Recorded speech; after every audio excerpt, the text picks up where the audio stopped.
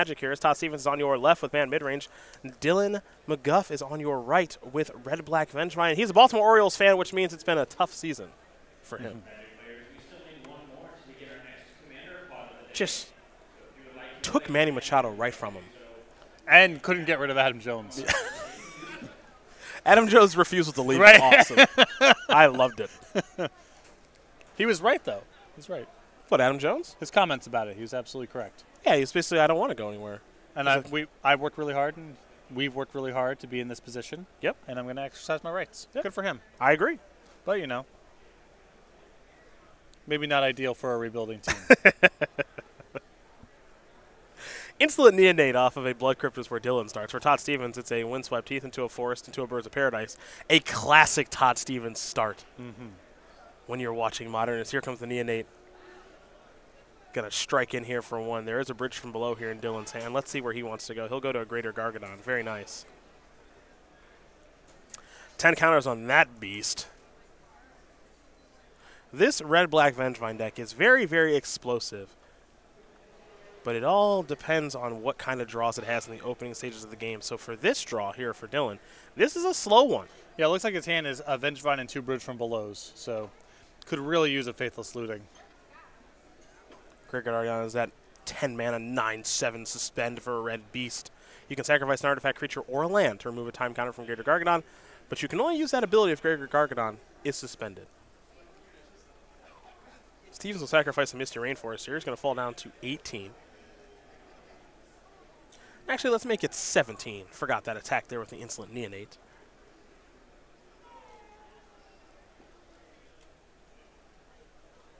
See which land Todd Stevens wants to get here. He'll go with a basic forest.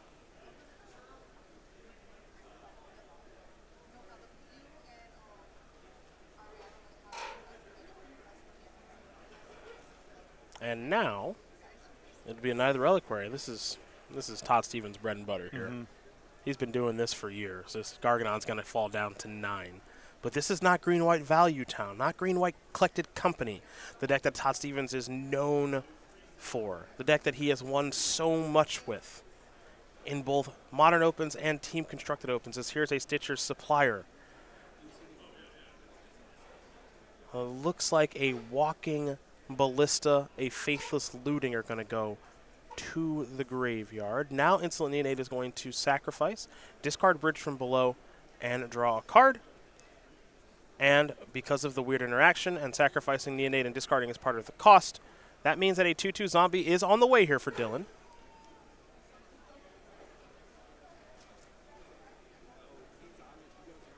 Now there's a zombie. And it looks like maybe a little bit of inability to bring back Vengevine this turn. But Dillon says, I will sacrifice Stitcher's Supplier. I'll make another zombie. And now 3 more cards we place in the graveyard. Gravecrawler among them, unfortunately for Dillon. No black mana, maybe? Maybe he's got a black mana in hand? I don't think that's the case. Oh, he's got a Bloodstained Mire, yeah. He's got a zombie to get back the Gravecrawler, too. And Dillon will sacrifice that land. I like the patience here this game from Dillon. Would have been very easy to just sacrifice that Insolent Neonate very early to get a bridge in the graveyard, but he gave himself a little bit of time to draw towards something. In this case, it was Stitcher's Supplier. That's 6 more cards in the graveyard, found a Vengevine, and now his engine's online. Yeah, the issue there, I think, is if he puts Bridge in the graveyard and doesn't draw something relevant, he's just at a dead end. He wanted to wait until he had a draw step that ensured he had a little bit of cushion, that he wasn't leaning on just one blind draw. And now you see the results here. Gravecrawler is going to come back from the graveyard. It's going to trigger Vengevine. Vengevine, because 2 creatures have been played, Stitcher's Supplier and Gravecrawler. It's now the 4/3 haste on the battlefield. It's going to serve in here into what is a 4/4 Knight of the Reliquary. Stevens will take that damage as Knight of the Reliquary is not active just yet.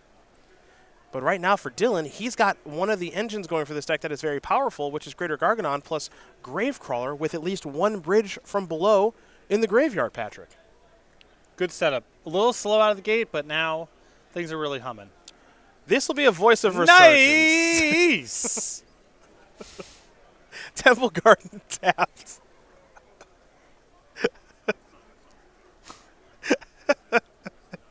That's your guy right there. Voice of resurgence. Woo! we're going to see Dillon sacrifice Vengevine and Gravecrawler to make 2 zombies because it's very easy for him to bring Vengevine back because of the Gravecrawler interaction. Yeah, you're seeing the engine online now. And a timely Faithless Looting draw. Now he's going to go overboard. 2 cards will be drawn.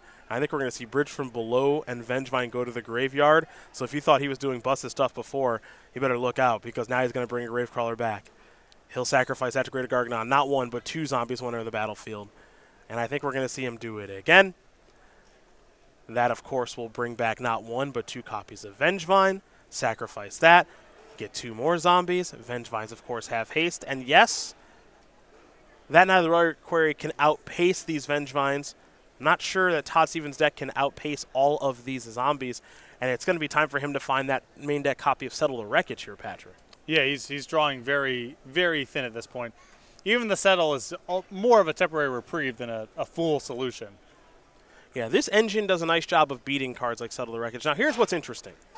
Todd Stevens has the opportunity to block something here to attempt to get rid of the Bridge from Belows, but Garganon does such a great job of controlling that. Yeah, there's if Stevens can't interact with the graveyard here, he can swim upstream for a little while, but he's eventually going to get killed. McGough goes too tall and too wide. Looks like Stevens has some interest in blocking these Vengevines here, hoping that one of his creatures will die. And if it does, that'll remove the Bridge from Belows from Dillon's graveyard. However, Dillon knows exactly how his deck works, and he says, oh, you block my Vengevines? Well, before damage, I'm going to sacrifice both of them, make 4 zombies, make sure my Bridge from Belows stay exactly where I want them, which is in the graveyard, and oh, by the way, you take 8. It appears as though we are out of zombie tokens, and now, oh boy, Viscerous here. You want to talk about having the engine online, folks. That's exactly what Dillon McGough has right now. He is going to play a Viscerous here, and he is making this look pretty easy in game number 1. You said this was a crucial game for Todd Stevens to win, and it doesn't look like he's going to get this one. Well, I think it's actually on McGough's side to get game 1 here because I do think things get worse post-board. Sure. But same concept. Stevens has a short list of impactful cards and a lot of nonsense, and if he doesn't find one of his impactful cards, even with the Vengevine deck being a little slow out of the gate, now we're here. Though, Voice of Resurgence, assuming, the game becomes about removal spells or playing spells on Todd's turn, you could see him get 1, maybe 2 elementals out of those. Tremoka's command the draw. Yeah. These are the right tools for the job. Jace the Mind Sculptor. Oh, Todd, don't ever change. Todd Stevens is going to concede this game. Dillon McGough is going to win game number 1 here over Todd Stevens. Red-Black Vengevine going to run all over Bant mid-range. As Patrick is going to work on trying to keep it together. Yeah, that's the stuff. That's the sugar in my coffee right there. Oh, let's go to the sideboard, shall we? Todd Stevens is working with 4 negates, 3 surgical extraction, 2 engineered explosives, 2 stony silence, 2 warship, which is definitely going to be good here, a Baneslayer Angel, and a Todd Stevens staple, Elspeth Suds champion. Really good sideboard here. I think the surgical extractions, engineered explosives, and the warships are all excellent here. And I don't think Baneslayer Angel and Elspeth are that shabby. If Stevens has other expensive cards he can cut, they're probably better than most. For Dillon, after a convincing Game 1 win, 4 Ley Line of the Void, 3 Thoughtseize, 2 Bitter Blossom, 2 Ingot Chewer, 2 Lightning Axe, an Ancient Grudge, and a Lightning Bolt. The creature removal here. The 2 copies of Lightning Axe and the Lightning Bolt here I think are very good.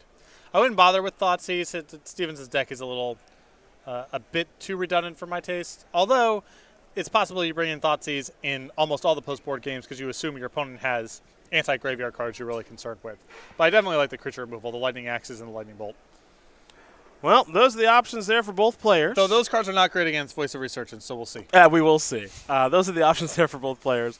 Game number 2 will be underway here in just a moment.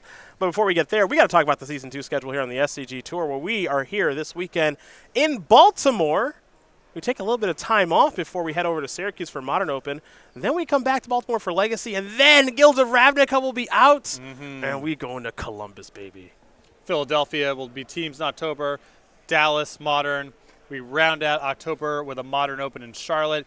Regional Championships November 10th. Go.StarCityGames.com/regionals for more information when we get a little bit closer to that event. Teams in Las Vegas. I repeat, teams in Las Vegas. Get your group together and head on out.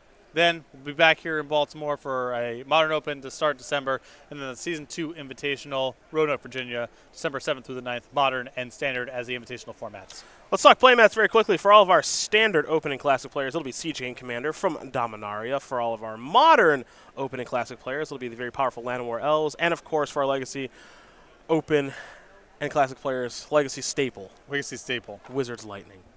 Go.StarCityGames.com/schedule for more information. Free exclusive playmats with entry into any 2018 Season 2 Open, Classic, or Infinite Challenge package. Getting ready here for game number 2 between Todd Stevens and Dillon McGough.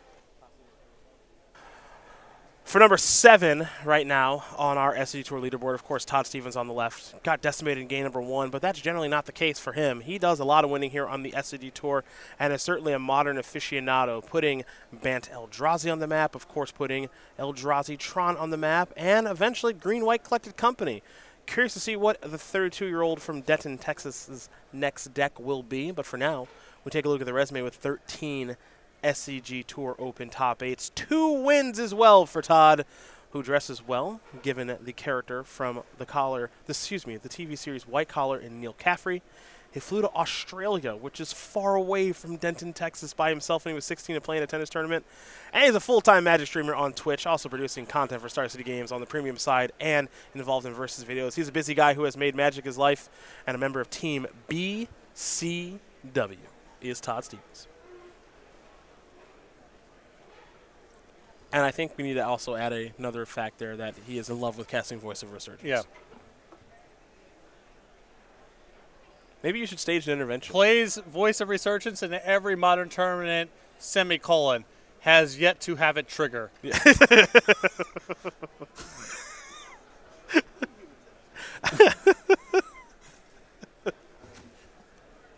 Have you ever made an elemental? No. No. No. But it's the threat. It being there causing harm. Yeah. Your love for Voice of Resurgence, I'll tell you what. You too. I don't know if you've ever even cast a Voice of Resurgence before. I'm trying to think about that now. Because I've played Zoo decks in Modern where it's not out of the question they would have been in my sideboard, but I don't think so. I didn't play it at the Black Pro Tour. No? No. Unlike champion Craig Wesco, I believe, had 4. Oh, yeah. The green-white mage, Greg Wesco, Advent of the Worm, and everything else that was going on with his deck. Yep. I did not play it at that Pro Tour. He played red-white. I Yeah. recall. Temple Garden start here for Todd Stevens. For Dillon McGough, how about a Blackleaf Cliffs into a Thoughtseize? Your classic Dryad Arbor, Dryad Militant Foundry Tree Denizen strategy. Combo deck. You've played the world's... Oh, look at that voice. He can't even cast it. I was waiting. I was waiting for you to notice that. He has islands in his deck. Oh, Todd. Just come on, play. You don't have to do this. You don't have to do this. A hand of Courser of Crewfix, Neither Reliquary, Surgical Extraction Island, and Voice of Resurgence, folks.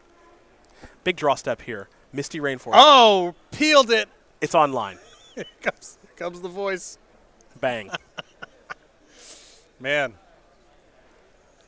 Well, that's, when the upside's this high, you've got to keep some risky hands. True. It's very true. Looks like Dillon has another copy of Thoughtseize in hand. It would explain the Thoughtseize on the initial turn. I'll take the Scavenging Goose because Stevens is threatening to play it. Now, there's nothing to Surgical, so you can go ahead and get the Surgical this turn. And now, you're off and running with your graveyard stuff if the rest of your hand's good to go. Though, not easy to assemble from here with spending these cards on interaction. We'll see if the leftovers here are good enough to get any sort of engine online. Well, it looks like Dillon's going to start things off after that Thoughtseize with a Wooded Foothills. Play that and sacrifice it. Going to fall down to 13, it appears. Let's get ourselves a Blood Crypt. He'll shuffle and present, and I want to see where he wants to go after this.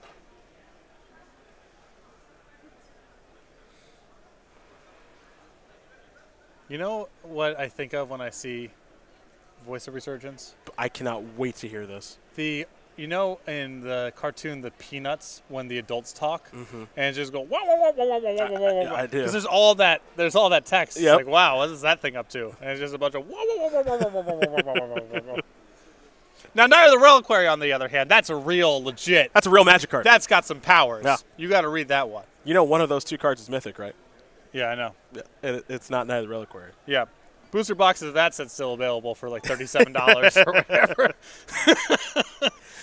And you know where you can get those? Maybe. Maybe at StarCityGames.com. Yeah, I don't know. Yeah, they also might be expensive. I don't know.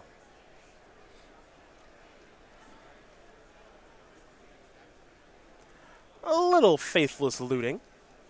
Going to be discarding Gargadon and Vengevine, and now an Insolent Neonate post-combat. Settle the Wreckage, the draw. Let's see what this is going to be. Looks like we got a Corsair Crew Fix. Settle the Wreckage. Well, makes it worse when they see it. But now you sack it away, and they don't know. He doesn't know about the other one. Got him! And, you know, it's how many copies of that card can he have? And not that many. You know, I'm going to know if he draws it for the rest of the game because he's going to have that Corsair. So that's right. I mean, I'm not going to play around it. The setup is in. Now the Reliquary will sacrifice the forest. Get a Misty Rain Forest. Top card, Jamoka's Command. Easy, easy shuffle away. Get a basic forest now. Trigger with the Corsair.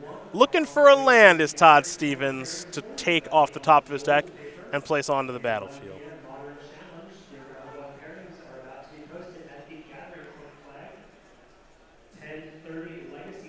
Top card? Well, this is awkward. Noble Hire. Yeah, but it's like really hard to beat the card from this spot, so who cares? Sure, sure. It's also in play that Todd Stevens just shuffles it away on his upkeep. Yeah, he doesn't have to take the draw if he doesn't want it. That's right. Let's go back over to Dillon now. Gargadon down to 8. And this is not the explosive draw that we saw in the last game. That is for sure.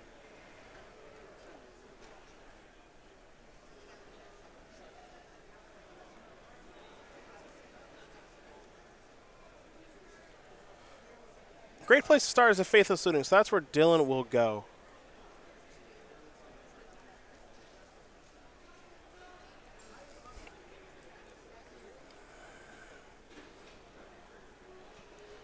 So we were talking about some MTG finance topics earlier. Some spec. Lightly, briefly. Do you think that Todd just has a massive position on Voice of Resurgence? No, it would explain. No. It would explain some things. No, I do not. He has so many lands in his deck that prevent him from casting it on the second turn. He plays green-white in every tournament, man. He plays Voice of Resurgence as green-white in every tournament. Yeah, that's what I'm asking. Is this the long con? Yeah. Windswept Teeth will enter the battlefield here, gain a little bit of life. Path to Exile, the top card now. My answer to that question is no. I do not think that is the case. I think he just likes to play what he likes. And he very clearly likes Voice of Resurgence, which is going to do a great job of potentially blocking Vengevine or doing this. Yeah, I mean... attack you. Down to 8 here. The Gravecrawlers can't block, so you can just go ahead and sit on Sell the Wreckage, set up lethal for next turn. There it is. Easy stuff. Down to 4 goes Dillon as he will block with Insolent Neonate and sacrifice it to Greater Gargadon. That falls down to 7. Let's untap. Ooh, forgot his Greater Gargadon upkeep trigger, did Dillon. I think that might be the second time he's forgotten that. I don't think it's going to come down to that. I don't think it will either. At least this game. But it's important to remember just because it's important to remember. Now, I love the way that Dillon played the first game of this match, but looks like he may have a couple hiccups here in this one. Don't stress on it when when the game's this far out of reach. Again, I agree. You want to keep it tight, of course. Yeah, of course. It's not, you know. Beatdowns. In for 8. Wouldn't be surprised here by just a no block. Depends now with the bridge in the graveyard. He just might want to deal with the grave crawlers, although you can't really because Gargadon's there to get him in the graveyard. Here is Settle the Wreckage. But Dillon is going to sacrifice all 3 creatures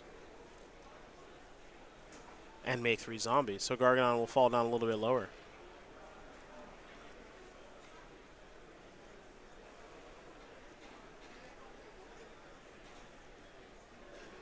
So the first Settle the Wreckage gets handled here, the combination of Greater Gargadon sacrificing creatures and Bridge Flow making zombies. However, these zombies are not ideal on this battlefield, and Stevens is going to be attacking here for lethal, so these zombies will likely just be chump blockers.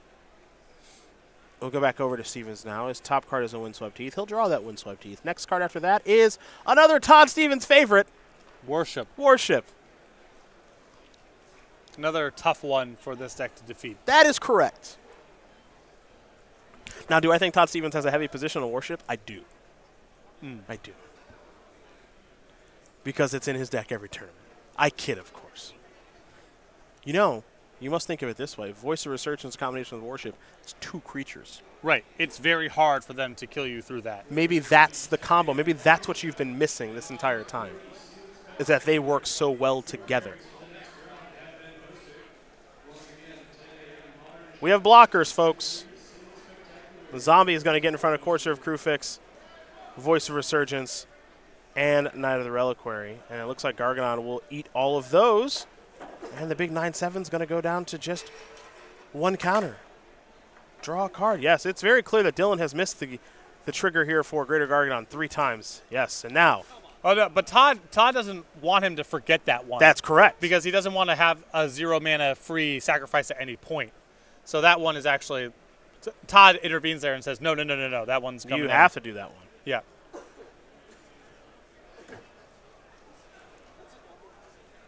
Well, Dillon is going to concede this particular game, folks, as he cannot win this one, as Todd Stevens is going to win game number 2 here over Dillon McGough. Bant Midrange and Vengevine of the red-black variety are going to get ready for a 3rd and final one here. Do we see anything potential here for Dillon or Todd to bring in now that they've seen some stuff? I think what we saw from Todd was somewhat expected.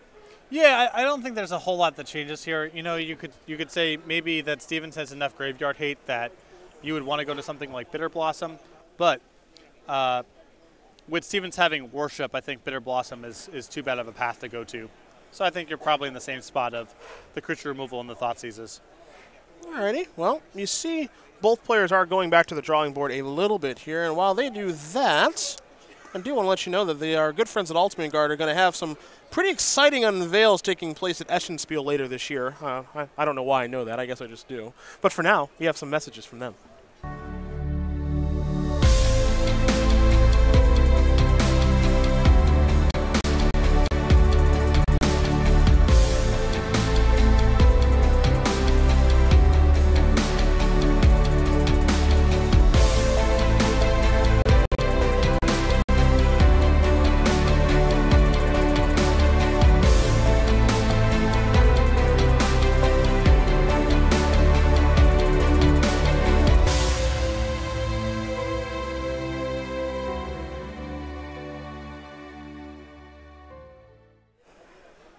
Welcome back, everybody. Cedric Phillips, Patrick Sullivan.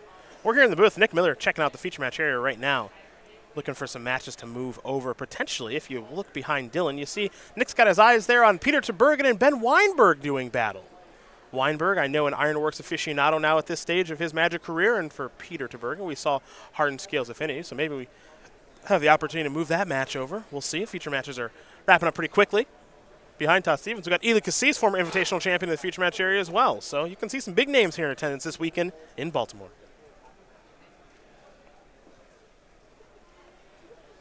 Both these players will take a look at their opening hand. It looks like Dillon is going to keep his hand. Stevens will as well. And for Dillon, he is going to play a Wooded Foothills. Temple Garden into a Noble Hierarch. I've said this a couple times. This match, I'll say it again. A classic Todd Stevens start. Mm-hmm. And he's got the Dromoka's command. 2 surgicals, Dromoka's Command, and a Path, it looks like. Let's see what we have here. Lightning asks you a question. Discarding a Vengevine. Goodbye, Noble Hierarch. See if Stevens wants to try to get him in the draw step here, or just lets it ride for now. I like letting it ride. Me too. No rush. You can if McGough wants to spend some time spinning his tire to get the Vengevines out, let him do that when you have the surgical as cover. There's a great. Plus, you get to do this, which is making waste a card. That's exactly that. He's going to try to do something. Yeah. Hangerback Walker for 0. That was an attempt to bring back Vengevine, but Todd Stevens has Surgical Extraction. You'll see Dillon's hand now, and it is not particularly good, folks. A Stomping Ground, a Wooded Foothills, and a Goblin, a Bushwhacker. And we've got a player who's going to lose all of his Vengevines, so all of the Mythic 4/3s with haste will be taken out of his library, and the one that was in his graveyard has been exiled.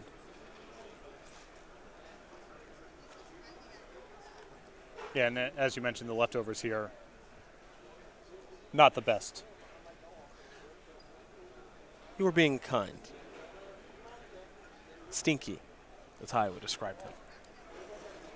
McGough's hand has been whittled down to the point that Voice of Resurgence would be good against him. What do you think about that? Hopefully Stevens' next land is an island or a Gavney Township or a Celestial Colonnade, Ghost Quarter. These are all actually in the deck. Well, he drew Voice, and he can't play it.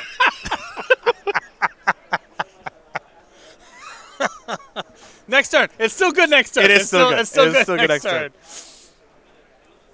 This is like the perfect match for you. Yeah, I know. Notable Voice of Resurgence hater, Patrick Sullivan. Todd Stevens still has Voice of Resurgence in his deck post-board, but McGough's deck is so ineffectual in the face of any sort of interaction that even that card's good enough. This is the magic that I enjoy the most. Here we go. Well, better than nothing, as there's a Path to Exile. It's going to go after maybe the Gravecrawler, but Stevens is going to decide which one of these knuckleheads. Maybe the Neonate. It's probably the best of the bunch. Certainly the most annoying. It's the highest. It gives McGough the highest leverage draws. Yeah. If you're going to play a Voice of Resurgence, what do you care about 2-1? You know what I mean? Sure. And now there's a good window to do it because McGough has no cards in his hand, so it's a freebie to get rid of the Neonate. Also, it's a little bit annoying with the Menace and everything Yeah, else. yeah, Might yeah. as well just get rid of it. That's where I'm at. Looks like Stevens is going to go after Gravecrawler, however, so Dillon will get to search up a land, and Stevens will take a little bit of damage here from the Bushwhacker turn. We will go back over to Todd now. Todd will draw a card. He's picked up a copy of Engineered Explosives, folks.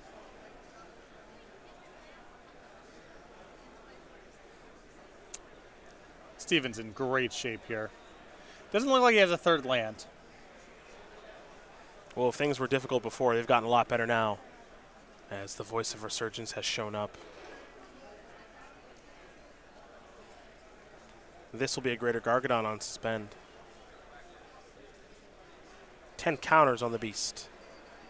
And now Neonates, given the Menace, will come in here safely for an attack for 1. Steven's going to fall down to 11 when we go back over to Todd. He's looking for a land, folks. He found a Spell Queller. Not ideal.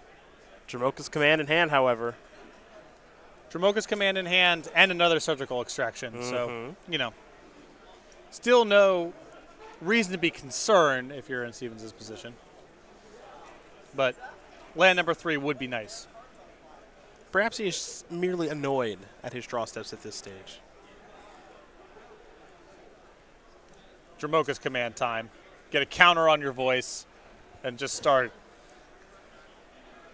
drilling. Oh, you want to go on offense? I want to start banging. Yeah, he's at 14. Sure. Okay. Take care of the Neonate.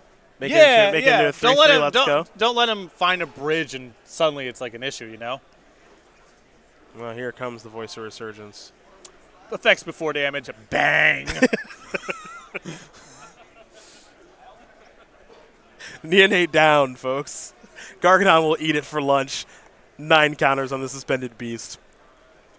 And it looks like Dillon should take 3. I think it should be 11-11 if memory serves. There we are. That's what I have. All right, Gargadon down to 8. Draw a card. There's multiple targets on this thing, so it doesn't fizzle if you sacrifice in response. I think there's just a check for that. Stevens gets his counter either way. Looks like Dillon may have drawn something that matters here as he slides his mana over a little bit. Eyeing up maybe that lone Blood Crypt. And what? Maybe not. Going to start by attacking with the Bushwhacker. I'm the Bushmaster. Down to 10. Ah, the Gravecrawler. Let's go back over to Stevens now. Stevens will draw Knight of the Reliquary. Still on the hunt for that third land. Hasn't found it just yet. Engineer Explosives on 1. Will he slow down? He will. Yeah, Stevens would, of course, love to do everything in one turn, but his hand is now so jammed up with 3s, and it's a hedge against him not drawing a land next turn. He still has the option to Explosive away McGough's board. Gargadon is down to 7.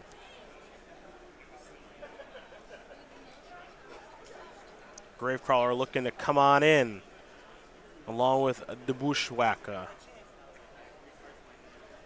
And it looks like Stevens will block the Gravecrawler, which will tick Gargadon down to 6, take 1. Stevens falls down to 9. Advantage currently, Dillon McGough. Let's go back over to Stevens. Can he find land 3? The answer is yes, finally. Now remember that Stevens fell to 9 on that attack, which means he's in 1 shot from Gargadon territory. And Gargadon is starting to come off suspend next turn. So if Stevens taps out for a play, now because he has Voice of Resurgence, he still has 2 chump blockers. He at least can manage it in the short term that way. But it is noteworthy that he's got no protection right now. I suppose if he gets to untap with Knight of the Reliquary, then he has effectively 4 mana and then Settle Wreckage online, and he's in the clear. But he has to be mindful of the Gargadon here because it is threatening lethal on the table. Who's laughing now at Voice of Resurgence? Not 1 but 2 blockers. What now? Looks like Dillon has missed the counter on Gregor Gargadon again. Here is Faithless Looting.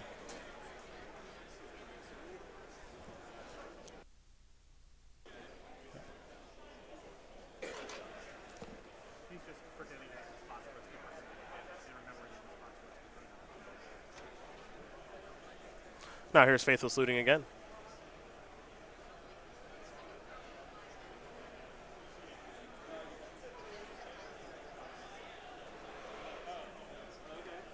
Two lands will go to the grave right there for Dillon. And we'll go back over to Todd Stevens, who will untap. He will draw a card, picked up a copy of Plains. That's land number 4, which allowed him to play Settle Wreckage number 1. And I think things maybe get a little bit easier now. Yeah, he's still, because he's at 9, he's facing down a 9 power Gargadon. He's still going to be mindful and conservative here. He has a lot of options for how to manage this game. He can start attacking and try to force McGough's hand to play into Settle Wreckage. That line's a little bit dangerous because McGough has shown Thoughtseize, so you don't want to put yourself in the spot where you have Settle the Wreckage and you're otherwise naked, and if he rips it out of your hand, you just die. So I think Stevens probably wants to navigate it such that he has Voice of Resurgence back on defense with an additional piece of protection. And whatever offense he can manage from there, that's gravy. This is an attack for 3 from Voice of the Resurgence. Another shot. We'll go back over to Dillon.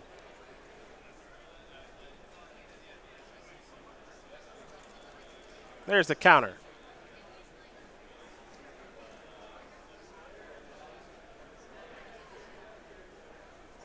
And now here's a Viscerous here. What you can tell when playing this deck is much worse when it doesn't have Bridge from Below. Yeah, it's just, you're trying to, when you're playing a deck like this, you're just trying to get your edge by having such a dominant game 1. Spell Queller looking to take care of the Viscerous here. That will work.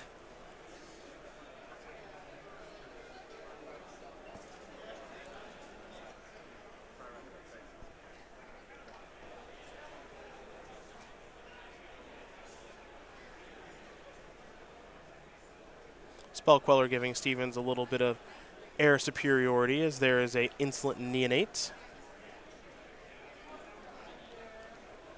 Todd Stevens will activate Knight of the Reliquary.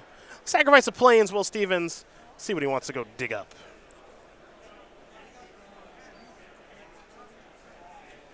A lot of options here for Stevens. Might want to get Gavany Township soon. Looks like for now it's just going to be Misty. Yeah, I mean, there's an opportunity just to put a free lane in the graveyard, so his Knight's a little bit bigger.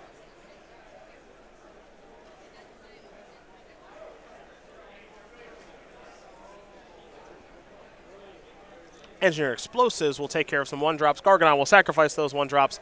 It's on 3 counters. It does have the ability to eat 3 lands to come onto the battlefield here, but I don't think that that's something Todd Stevens would mind too much, as Stevens is working his way towards lethal damage this game. Yeah, I mean, if he can turn on the Colonnade here, he has a lethal. I guess he doesn't have enough mana to do everything and attack, but he's approaching lethal over 2 turns here against no board. And Sell the Wreckage still back in the as backup here. So Ghost Quarter, the draw, and the play here for Stevens. You mentioned the Settle Wreckage that Stevens does have in hand. It looks like Spell Queller will be the only thing coming across here. Stevens playing a little bit defensively here, but it appears as though there's no reason not to. He can't deal lethal damage this turn, and he has it locked up the following turn, so he can afford to be super cautious. Stevens with Surgical Extraction in hand.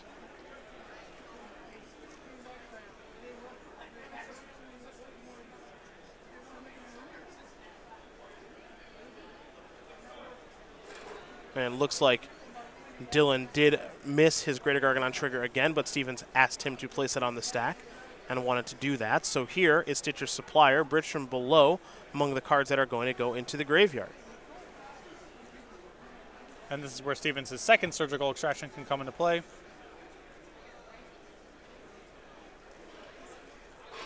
Sacrificing the Stitcher's Supplier. Looks like with the Bridge from Below zombie trigger on the stack, Surgical Extraction will take care of the Bridge from Below. That means no zombies today here for Dillon. And though it took Todd Stevens a little while to get off the ground here this game, he kept a hand that had enough interaction and found a voice of resurgence, Patrick. Right. That was the offense and the defense. That's correct. He could just interact with the graveyard more effectively in the post-board games, and the Vengevine deck's a lot weaker when people can do that. Perhaps this Vengevine deck is softer to graveyard interactions than people realize. Who knows? As Greater Garganon has come off suspended onto the battlefield now. Roar! Well, it's the blend of Stevens being able to both put enough stuff on the battlefield where your random creatures aren't good enough, and then interact with the graveyard